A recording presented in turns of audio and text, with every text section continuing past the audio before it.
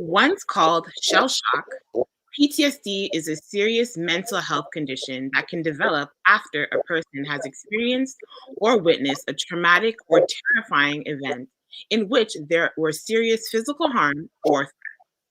PTSD is a lasting consequence of traumatic ordeals that cause intense fear, helplessness, or horror. According to WebMD, about 3.6% of adult Americans, about 5.2 million people, have PTSD during the course of a year, and an estimated 7.8 million Americans will develop PTSD at one point in their lives. In today's show, we are discussing post traumatic stress disorder, aka PTSD, from a chronic pain perspective. Are you ready for another chronic pain conversation? Let's go.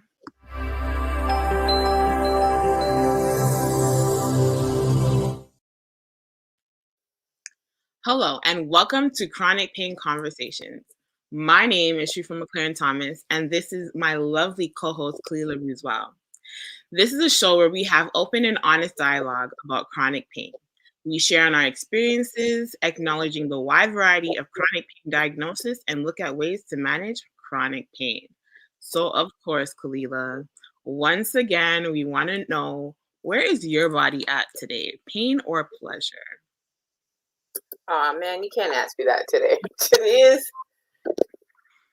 okay. On a scale of 1 to 10, my pain level has literally been between 6 and 8 for the last 4 days, and it's because I'm actually what's the word I'm looking for? I'm accelerating. So I'm here in California. I went into the sand for the first time. I walked into the sand for the first time since my new accident, and my whole body has shut down, and it's trying to get itself moving back again. But every time I kind of move to stretch it to keep it going a little bit, it shuts back down again.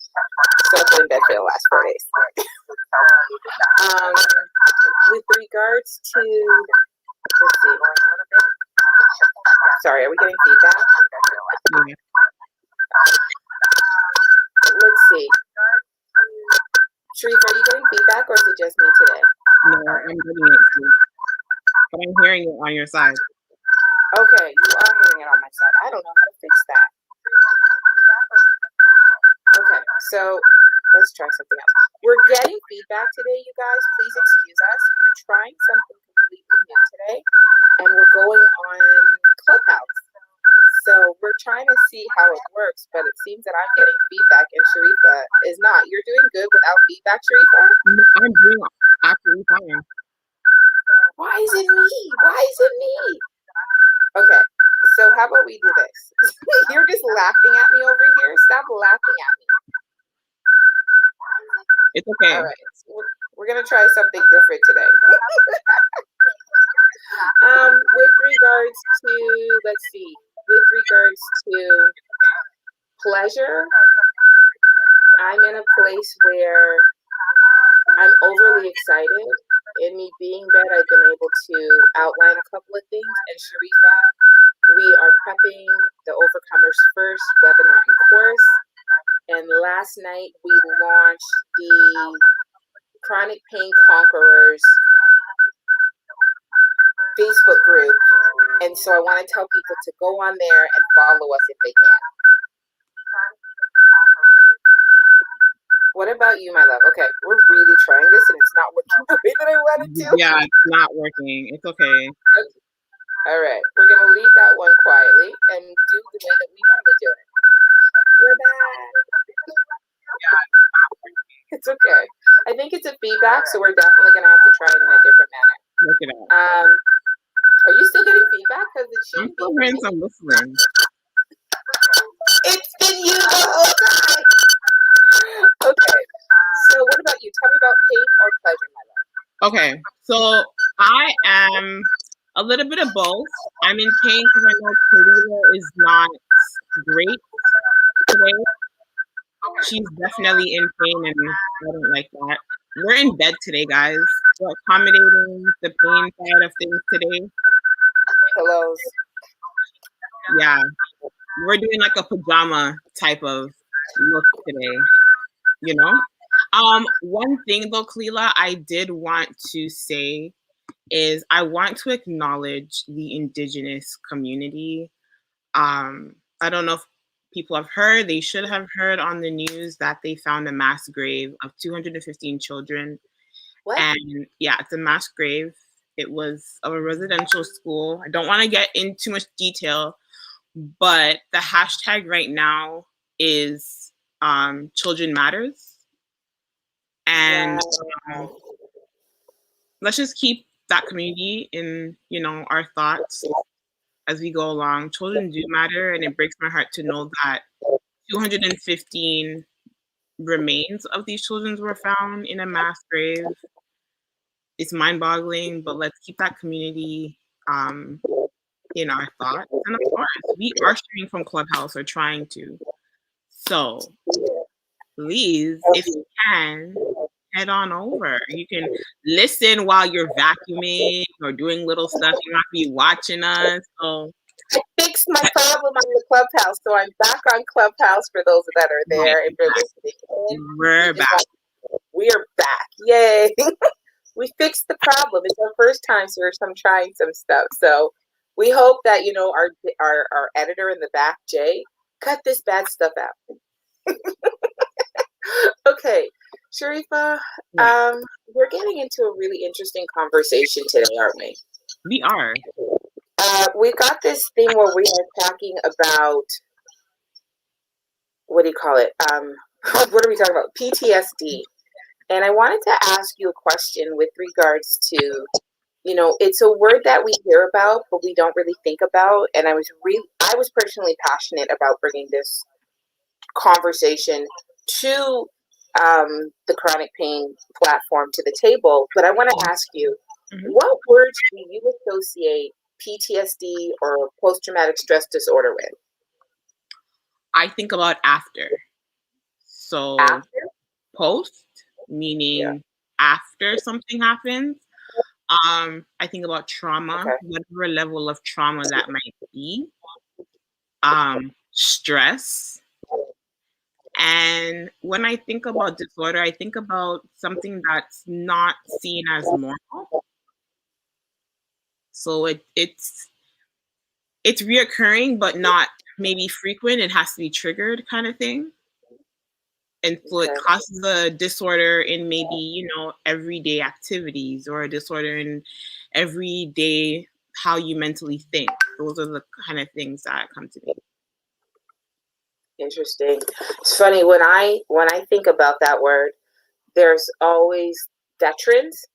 Like I always associated it with the veterans in war. Yes. I do think about trauma, life trauma.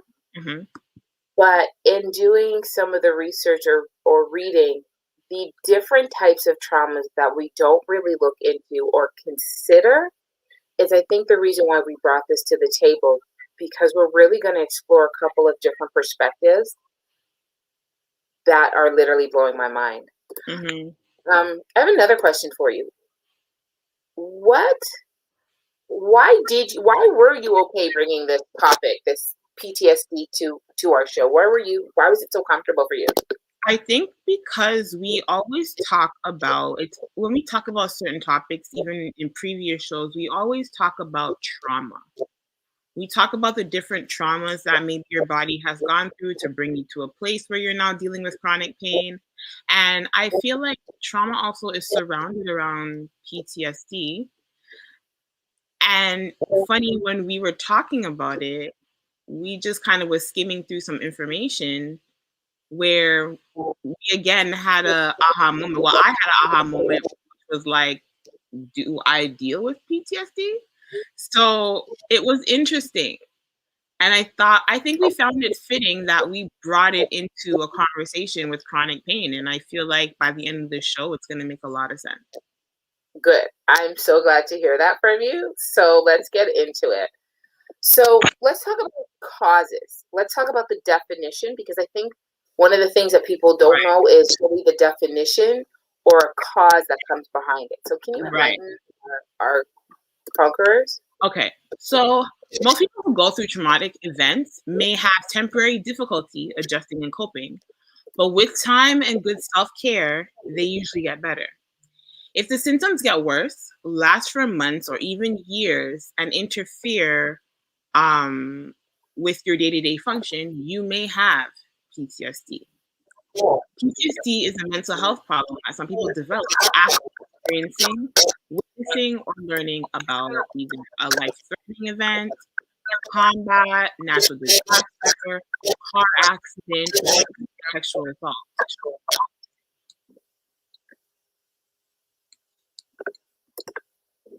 Okay. So, So, sorry. no, So, no, no, I was going to ask you to tell us the types, both of the types. okay. So it's really funny because remember when we first went through this, I was like, okay, life-threatening event, been through that. Combat, okay, haven't been through that. Natural disaster, been through that. Car accident, been through that. Sexual assault, been through that. We're gonna find out if I have PTSD today, okay? We're both going to find out. Okay. So let's talk about one of the things is,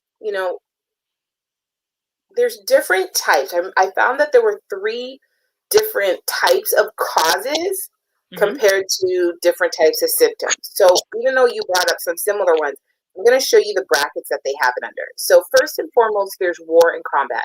The one thing that everybody kind of really associates PTSD with, in that war or that conflict, you've got military service members. And the thing about it is we always just assume it's the ones in the suits, the ones that wear our Army and Navy suits, but it's also the civilians that are exposed to a number of potentially traumatic events. And this exposure can increase, their chances of having it with that mental health problem. And I'm just thinking to myself, from a war and combat perspective, you go through something, and yet that experience continuously can reoccur in your life over and over again as you get older. What that must do for your psyche, what that must do for your body. Like, the reason why for me it's chronic, because when we talk about something lasting more than 3 months, if this is a lifetime issue, this is something that you really got to fight your whole entire life. And I was just thinking, we have glimpses of memories that we have, but to be literally reoccurring a traumatic experience is it's just rough. Absolutely. Then you've got something like the violence and the abuse. So yeah, we've talked about the rape, but we have to look at it from different perspectives. So they categorize this in terms of, you've got your females that have sexually assaulted, men that get sexually assaulted, which we don't talk about that happens. We know that it happens to children. We hear about the military sexual trauma that happens, but then there's also the rape of the women in the actual war zones. And I was like, I never thought, like when you hear about it, you don't think about who might be dealing with this. And then you hear the word violence, and this is coming down to community violence. This is when we're talking about the Black Lives Matter. This is when we're talking about, we're watching our communities dealing with like this violence that could be happening, and it's affecting our children, our teens, everybody. And the effects of that domestic violence is now affecting, somebody, the abuse in their family, the relationships that they're having, how they're interacting with other people. And then we also have, like you mentioned before, the intimate partner violence, which is the sexual assault, the abusive rape, and unfortunately, the victims that deal with those things, and how, for some people, I have a story about that, how it can just keep triggering you off. The final category that they had when it came to the different types of ways that you can be trauma that can expose you is disaster and terrorism. And so, for a minute there, you're okay, but then all of a sudden there's a sudden mass casualty event. And we're thinking things like 9/11, or we're thinking of a bombing somewhere, or, when we hear about those school bombings, there's the wake of the disaster. It's the reaction of the victims themselves, their personal emergency, and even the public at large can be, dealing with this traumatic experience. And what's really interesting is, most places where we research will talk about it being an event that you've experienced, but there is some places that also talk about you just being exposed to the trauma or learning about the trauma can also leave you with PTSD. So then you've got the mass violences that are happening, like what we're talking about today. This is unfortunately that time where you're like, they unveiled all of this, these kids, and there's people that are going to be very traumatized by this, not just the parents, not just the families, but the communities in themselves, to know that they found this in their backyard or in their neighborhood, what that could deal with, because there's mass violences. One of the things that I never thought about as a traumatic experience, but really makes sense, Sharifa, is wildfires. You're sitting back and you're thinking about it, but you've got the same way that you've got soldiers you've got people right now that are dealing with COVID, people that are going into wildfires, people that are dealing with death, injury, loss of homes, community destructions in the wake of wildfires, and that takes like a financial hardship. That is stressor for people, and that can make people go into a very panicky or deal with life trauma over and over again. We never thought about a wildfire being something that does that. No. So you've got these survivors of these disasters and of these mass violences. And the biggest thing that I learned, which was a real eye-opener, is how media coverage of these traumatic events can actually expose people to it. So if you're sitting down there and you're taking in and you're seeing all of these visuals and you're somehow able to relate to the situation that's happening, whether it's because of gender, whether it's because of color, whether because it's age, whether because of anything, just learning about this can actually mess with your mind and leave you in the traumatic experiences. And then we've got the attacks on the tourist.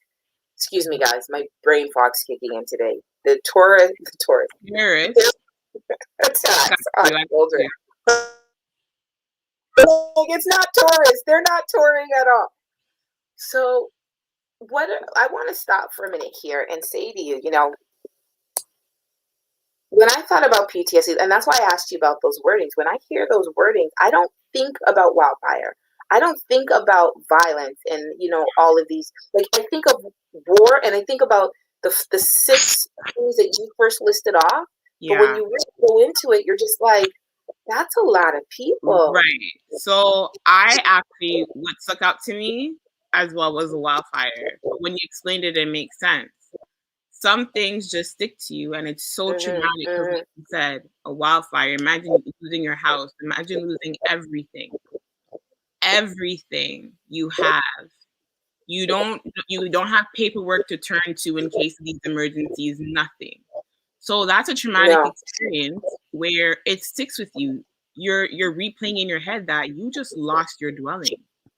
Think about a person who doesn't have family around them, that they can't go kick it at a family's house. They have nothing. So it makes sense. There's things that happen that causes it to stay with you, and that causes a trauma to even just your mental capacity, where it's replaying and you're having flashbacks and all that stuff.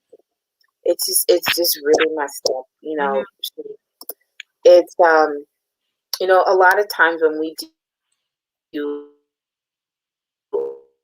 our show, we try to find a way to understand what's going on. And it's really interesting. Like, when I was going through all this, I was like, it's really weird thinking I've been through stuff. I'm hearing this list of stuff, and I've been through 6 or 5, like almost every single but 1 or 2. Right. And then you're thinking, well, am I okay? Or we think to ourselves, but I'm okay. And then, I sit back and I look back at different things that have happened in my life. So, for example, I remember when I was living with my boyfriend at the time, and we had already, obviously, to live together, we had already been, talking and all this stuff. We'd been together for a while. And it didn't occur to me. And, I used to get really sad. You've heard me tell my story about getting raped and being pregnant from being raped. Right. And, there were times where my body, like around that due date, I'd get a little sad, or, I know I wouldn't remember, but it's like my body would remember the time Right. in which I was actually raped. Right. And, Right. I was good. We were fine. And one day we were like in bed, making love, being intimate. And the way I don't know what it was. I don't know if it was like the way his hand gently touched me. I don't know what it was. And all of a sudden I was like just freaking out. I was like, go down for me, don't touch me. And he's like, what just happened? And I literally had this flashback of being back in the bed, being raped, and it was just like, how did that happen? How did I get myself into that space again when I was with somebody that I loved and who was being intimate with me and wasn't rough handling? Like, it was just two separate experiences. One was negative and one was being positive, but that positive experience still Right. took me back A to whole that different. negative place. Mhm. Or, one of the things that we talk about or we're looking at, we're going to get into is just the things that can trigger us, how we avoid things, how we don't go places. And I can honestly say, every time I pass that hotel, even when I'm like, even with the new car accidents, the things that I've gone through with the car accidents, when I pass those conjunctions, my mind does flash back to it.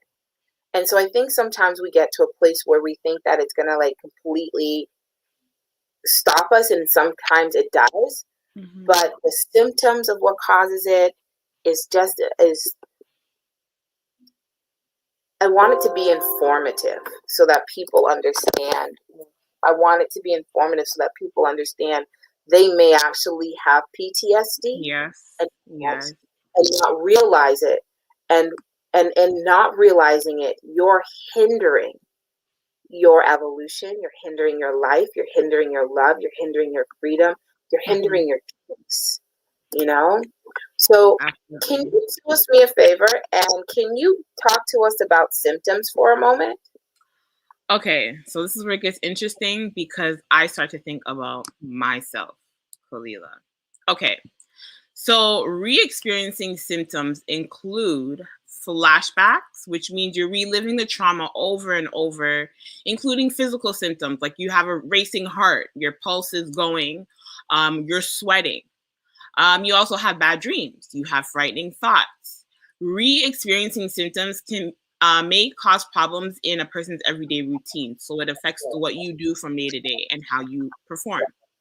The symptoms can start from your own thoughts and feelings. Words, objects, or situations are reminders of the events can also trigger re-experiencing symptoms. So then you have avoidance symptoms, which means you're staying away from places or events or objects that are a reminder of the traumatic experience. You're avoiding thoughts or feelings related to the traumatic event. So things that basically remind you of a traumatic event can trigger your symptoms. And again, it Yeah. can cause you to change your personal routine. So let's have an example. Kalila, you can probably relate. After a bad car accident, a person who usually drives may avoid driving or riding in a car, depending on how, severe or bad the accident is, right? So that's an example of avoidance. Um, Arousal and reactivity symptoms. So you just explained as well. You can be easily startled, feeling tense or on edge, having difficulty sleeping, or you have angry outbursts. It just happens. You get upset. You don't want to be where you are, or something may have happened and the person did it wrong, whatever the case is. It can make you feel stressed or angry. And then again, it may make it hard for you to do your regular day to day routine. Last one, cognition and mood symptoms. So that includes trouble remembering key features of the traumatic event, negative thoughts about yourself or the world, distorted feelings about guilt or blaming yourself, and your loss of interest in enjoyable activities. So it can begin or worsen after a traumatic event. It's not due to injury or substance use, though. These symptoms can make the person alienated or detached from friends or even family members. So there's a lot going on there that could be, happening. Okay. One of the things that people don't realize, and I think we've become advocates for this, is when it comes to children and adolescents. Mm-hmm. And so, people don't think that our kids or our teenagers can go through this, but there is signs of kids going through PTSD. Yep. There's that new or that unusual bedwetting. There's the inability to talk, even some stuttering. There's the acting out the traumatic events during the playtime.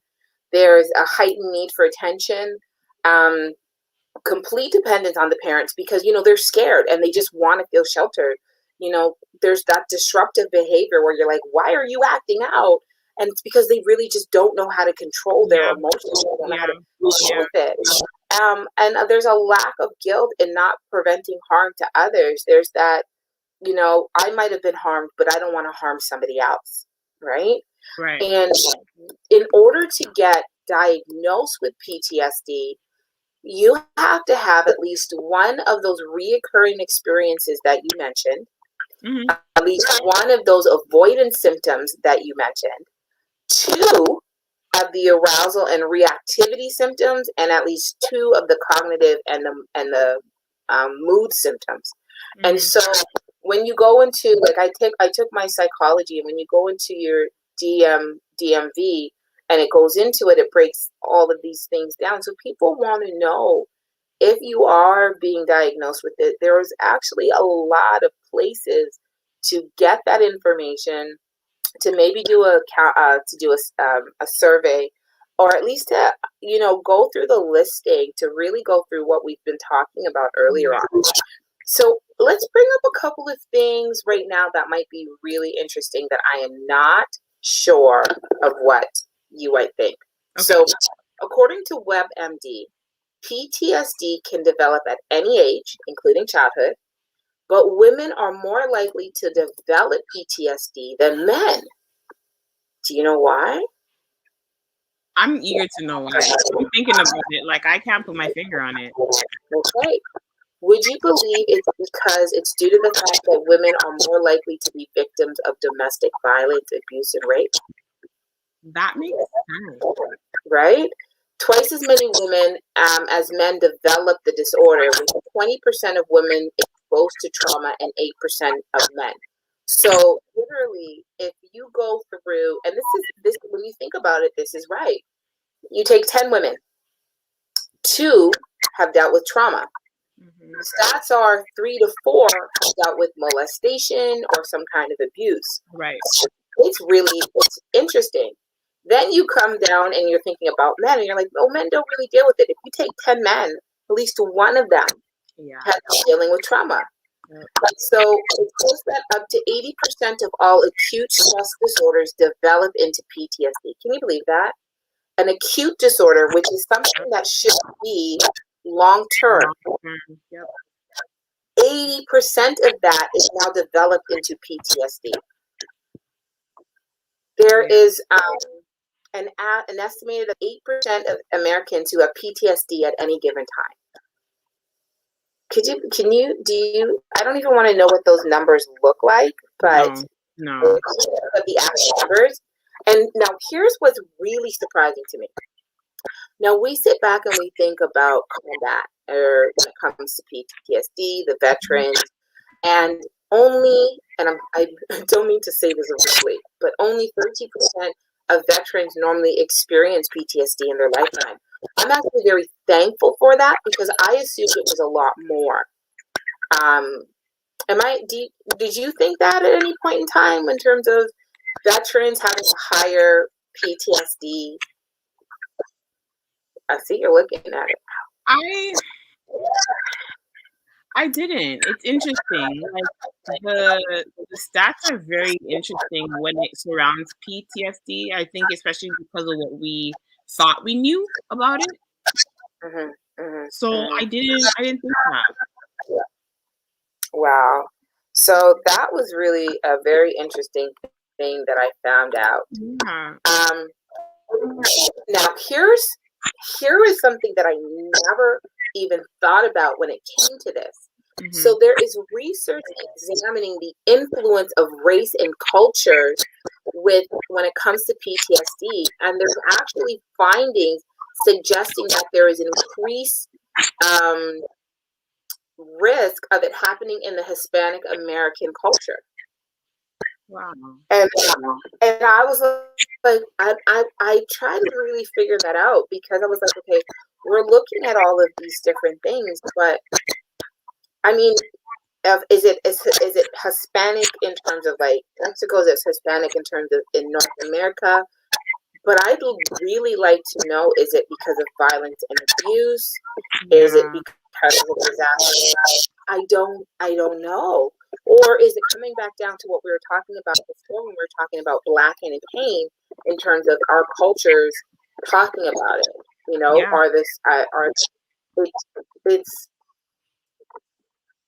It makes you rethink a lot of different things, you know.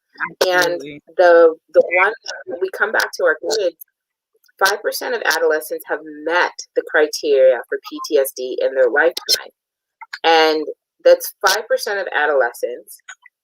And that means that 8% of the girls, 8% of our adolescent girls are dealing with this, while 2 to 3% of boys are dealing with this.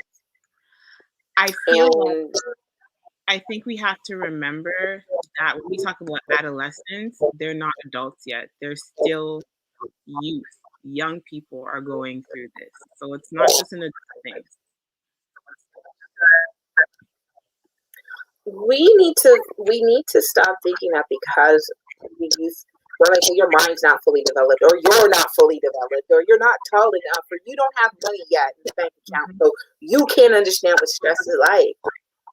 But they're dealing with it when their households are full of domestic violence.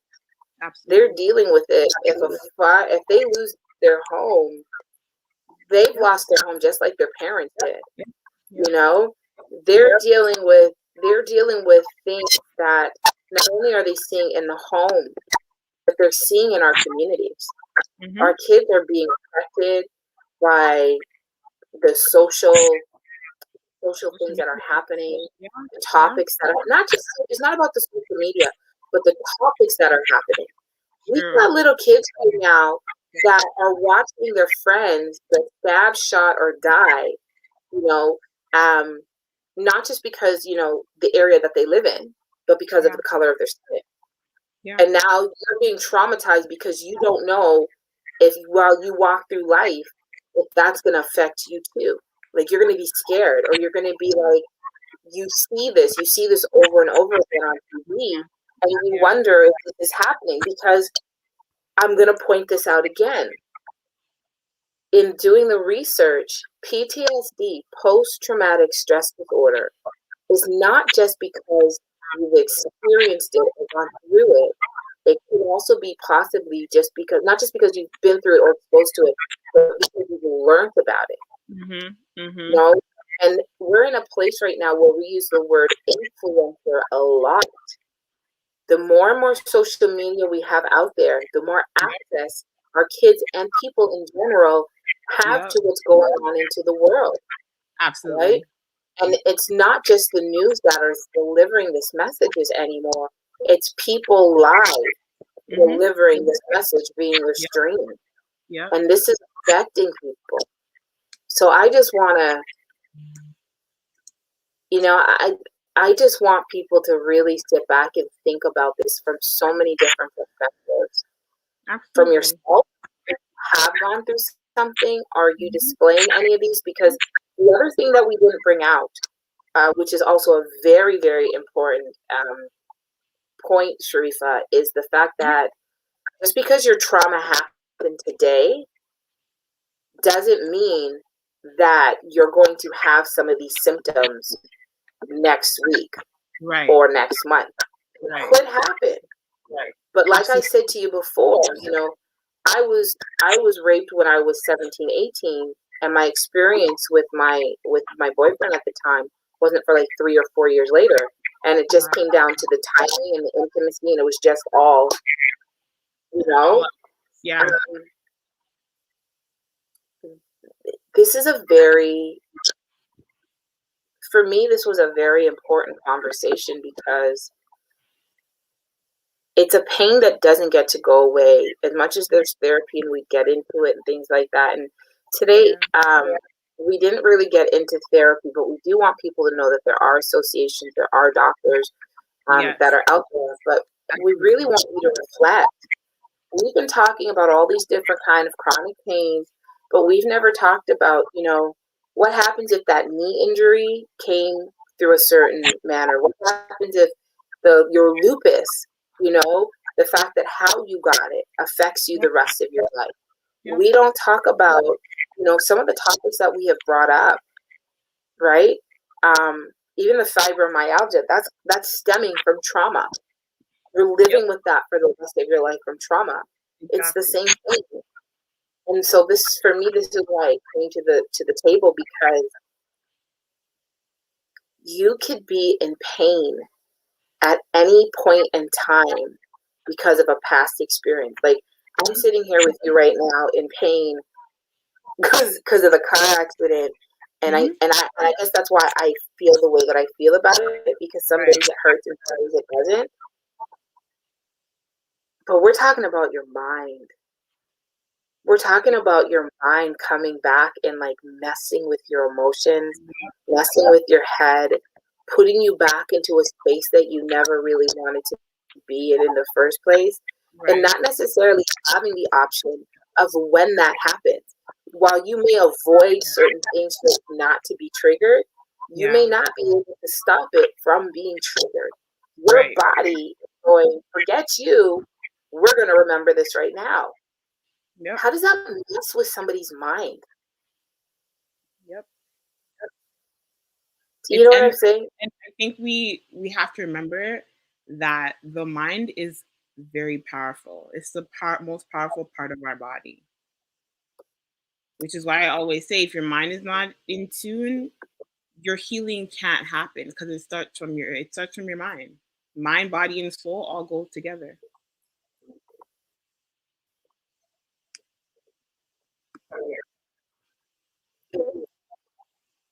It really does. Can you do us a favor right now and just take us into the place? I was having a conversation with somebody. It's a little off topic, but I'll bring it back. Right now, in the States, I know that they are revisiting the law. I can't remember what the law is called, but it's the act that allows you that if you have a disease that can kill you, that you can actually have assisted death, right? That assisted death law. You know what I'm talking about? Yeah. And so, you know, there's a place where if you have cancer or you have an ailment that's going to come and take your life anyways, you have the ability to request to check out earlier. Yeah. We are now exploring this option to give rights to people that suffer with chronic pain. And we live in a place where it's not unusual for me to go into a Facebook group and hear that someone took their life, or, you know, watch people write about they can't take the pain anymore, they would wish it would end, right? And I'm talking to people from, I know it's the pain perspective, and that's on the outside kind of your body, muscle pain. What does that do when it's in your head? Like, we deal with our heads. It's bad enough that we just try to deal with everyday life in your head. But can you imagine, like, I get it, because I remember, you know, not just the rape, but it's one of the most traumatic things. Like, I still remember my dad hitting me across the chest with the hammer handle. I still remember, you know, being raped and always trying to wash myself off and things like that. And they mess with your head.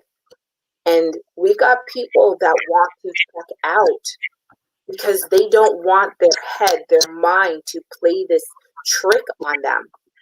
And it can feel like your mind is not supporting your body, not supporting your life. When we say your body has a mind of its own, literally. And we have people that want to become suicidal or who have attempted suicide because this PTSD in itself, you know, it's an anxiety, it's a depression, it's an adjustment disorder. There's so many other things that go with it. And they're ready to walk away from life because they can't handle their mind every once in a while going, I'm just gonna remind you about that. I'm just gonna, like, we hate it when our man and our girl does it, but when your body does it and you can't make it stop, Yeah. you know, for me that's why it's a chronic pain. For me that's why it's a heavy conversation that we don't look into. But Yep. can you give us can you take us out in terms of, if there are people out there having Yep. suicidal thoughts. Sorry you guys, my body is really just trying to pull its words together today. So, if you or someone you know has suicidal thoughts, get help right away through one or more of these resources. You can reach out to a close friend or loved one for help. Contact a minister, spiritual leader, or someone in your faith community as well. Also, I'm going to give you a suicide hotline number. This one is for the states. It's called the National Suicide Prevention Lifeline, and it's 1-800-273-TALK. Again, that's 1-800-273-TALK. Or to reach a trained counselor. They have trained people ready to take calls and know how to handle it. There's also one for my Canadian residents. It's Canada's Suicide Prevention Service. Toll-free number is 1-833-456-4566. Again, that's 1-833-456-4566. And they're available 24/7, 365 days a year. Also, guys, we're not going to forget that's what we have doctors for as well. Make an appointment with your doctor or a mental health professional. If you even go to your doctor, I've had to do this as well. Go to the doctor, and they will for sure refer you to a mental health specialist or whatever they feel you need for help. So, with that being said, I'm going to bring us into our keep it moving moment. Are you ready, Kalila?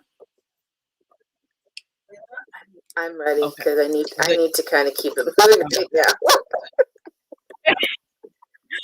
Okay, so today's keep it moving moment it comes from Kemi. I hope I say this right.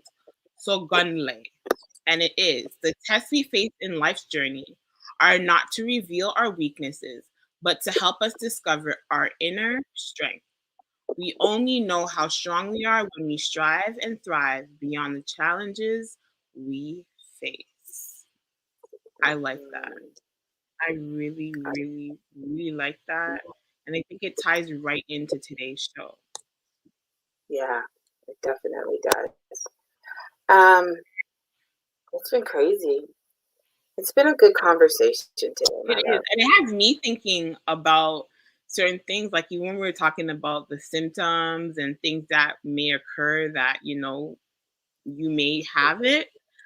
I think about it and I said, even from my traumatic like health experience and journey of not knowing the hospital to all of a sudden I think I'm just going to emerge and I'm admitted for 2.5 months. I mean, that's a trauma in itself, right? So It is. It is. I look at some of the symptoms, like when I do go to appointments, I'm triggered. I leave anxious and crying. I want to rush through, or even if like someone says to me, like my doctors will say, well, I might have to send you to the hospital for a test.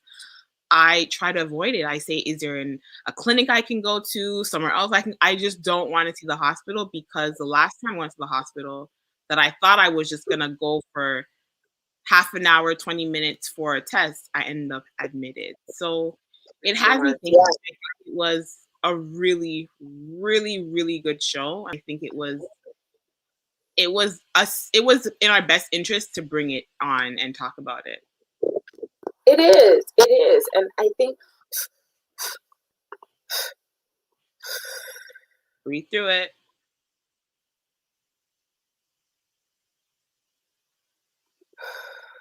This is chronic pain in real life, guys.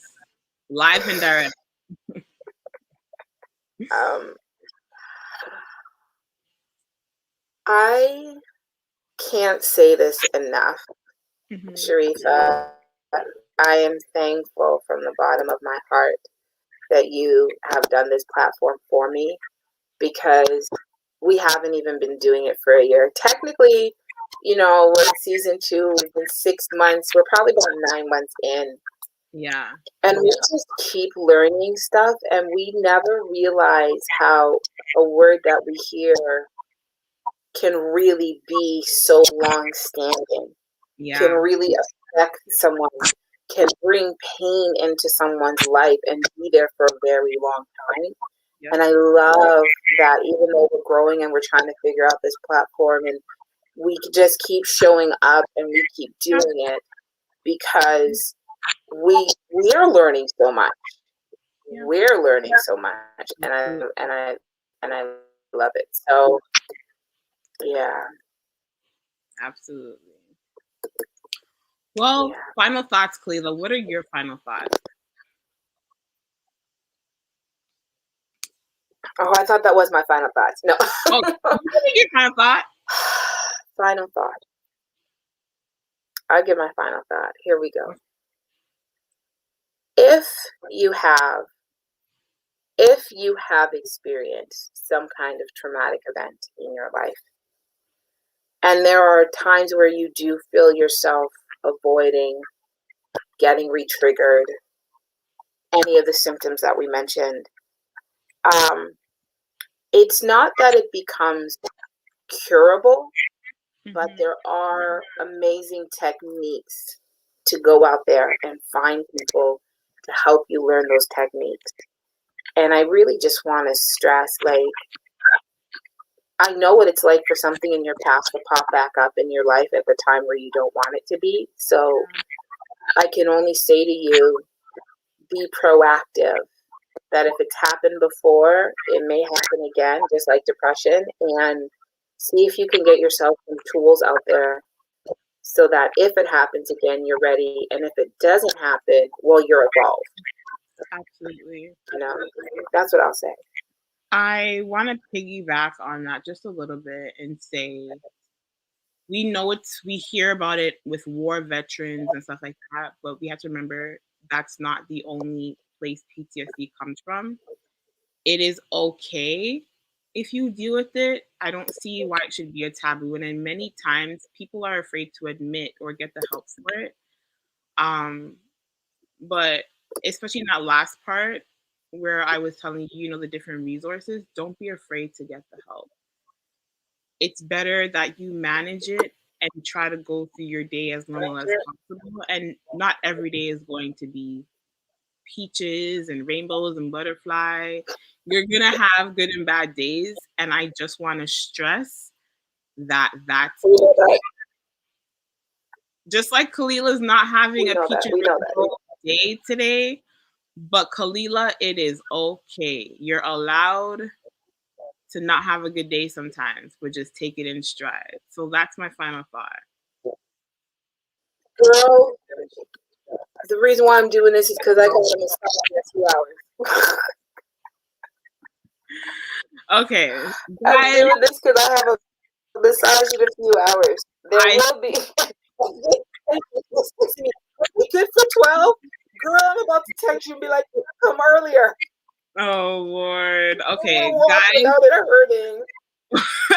I want to With walk that without being said, that is our show for today. My name is Sharifa McLaren Thomas from YouTube's The Thomas Life.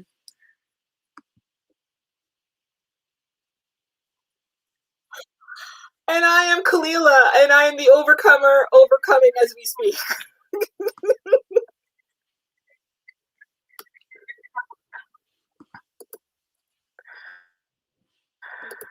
Oh, okay, guys. Thanks for joining us for another version of Chronic Pain Conversations. We just want to say, be sure to follow us on Facebook, on YouTube, on Instagram at CP Conversations, who is dealing with maybe juvenile arthritis or muscular dystrophy or even reckless leg. We would love for you to share your story. So we invite you to be on our show and be our guest. You can visit our bio link on any of our social media platforms. We will be back, where we will be taking on scoliosis, which is something that Sharifa is really excited about. So I'm interested to learn about that a little bit. But we are going to have an amazing show next week, you guys. So, as always, thank you so much for tuning in today. We will be back next Tuesday at 12 p.m. Eastern Standard Time, 9 p.m. Pacific Time. We wish that you have a blessed day and a blessed week. And remember that Chronic Pain Conversations is a place that enlightens, excuse me, and advocates about chronic pain. You have yourself an amazingly best day. And Sharifa, take us out.